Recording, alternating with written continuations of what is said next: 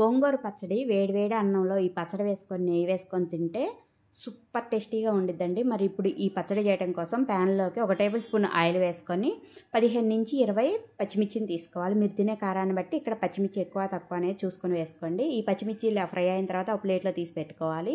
ఇప్పుడు ఇదే ఆయిల్లోకి 2 కట్టల గోంగూరను కూడా వేసుకొని ఈ విధంగా మగ్గించుకున్న తర్వాత 1/4 టీ స్పూన్ పసుపు కూడా వేసుకొని మరో 2 నిమిషాలు ఉంచేసి స్టవ్ ఆఫ్ చేసుకోవాలి.